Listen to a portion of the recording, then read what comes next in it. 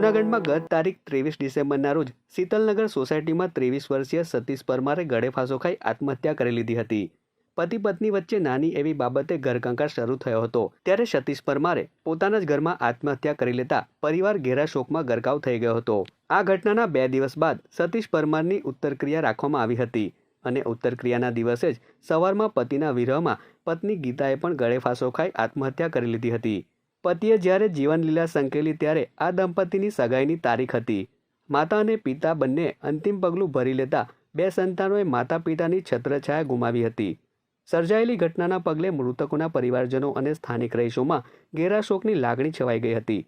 આ ઘટના સંદર્ભે પોલીસ દ્વારા કાર્યવાહી કરી જરૂરી તપાસ શરૂ કરવામાં આવી છે।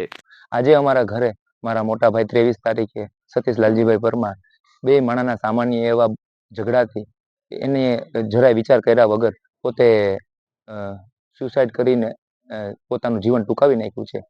મારા ભાઈએ અને એના જ વિરહમાં એની પત્ની જે મારા ભાઈની આજે ઉત્તરક્રિયા હતી ત્યારે વહેલી સવારે એણીએ પણ ગીતાબેન સતીશભાઈ પરમાર એણીએ પણ જરાય વિચાર ન કર્યો, એના બાળકોનો બે માણાએ વિચાર ન કરી અને એણીએ પણ પોતાનું જીવન ટૂંકાવી નાખ્યું છે। મારા ભાઈને 16 વર્ષની દીકરી અને 11 વર્ષના દીકરાને બંનેને એ પોતે મૂકી અને પોતાના સામાન્ય એવા ઝઘડાથી એ પોતે એનું બાળકોનો વિચાર કર્યા વગર બંને ચાલ્યા ગયા છે અને અમને બધાને દુઃખમાં મૂકતા ગયા છે। આજે આપણે એક સામાન્ય ઘરમાં ઝઘડાથી જો આવો નિર્ણય લઈ અને બીજાને બધાને દુઃખી કરવું હોય તો એ કઈ દુઃખનો વિકલ્પ નથી। મિત્રો, આ આપણે બધા જીવનમાં જાણવા જેવું છે કે આનાથી આપણે શું શીખીએ છીએ। આપણે અત્યારે દુનિયામાં કયા રસ્તા ઉપર જઈ રહ્યા છે। કુટુંબો જ્યારે સાથે હતા ત્યારે આવા અણબનાવ બનતા તો વડીલો છે એ આપણને આમાંથી પાર કાઢતા હતા અને પોતાનામાંથી જે મન દુઃખ હતા એ દૂર કરતા હતા અને બંને ભેગા રહેતા અને વર્ષોના વર્ષો જીવન જીવતા હતા અને હસી ખુશીથી જીવન જીવતા। પણ અત્યારે સામાન્ય આપણા માણસો પાસે જીવનમાં બધુંય છે, પણ જો ઘરમાં સામાન્ય એવા કંકાસથી તમે તમારા જીવનને મામૂલી સમજી અને ત્યજી દો છો એ કઈ દુઃખનું નિવારણ નથી।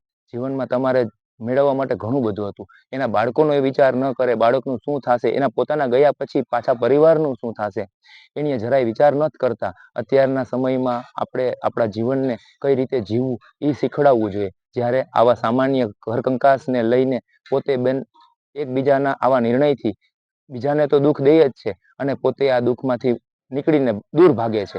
સામાન્ય એવી બોલાચાલી છે એ દરેકના ઘરમાં થતું હોય, પણ એનું નિવારણ છે એ હસ્તે મોઢે સ્વીકારી લેવું જોઈએ। થોડું આપણે જાતું કરી અને જીવનમાં કઈ રીતે જીવન આગળ ભવિષ્ય બનાવવું, બાળકોનું ભવિષ્ય કેવું બનાવવું એના ઉપર વિચાર કરવાને બદલે સામાન્ય કંકાસને મોટું રૌદ્ર સ્વરૂપ આપી દે છે। પાછળ પોતે તો બંને વયા જાય છે દુઃખમાંથી દૂર કરીને, પણ પાછળ એના બાળકોનું કઈ જોતા નથી કે કુટુંબનું, સમાજનું કઈ જોતા નથી કે હવે અમારે પાછળ કેટલું બધું એના પરિવારને સહન કરવું પડે કે પરિવારની વેદના કઈ રીતે એ વ્યક્ત કરે।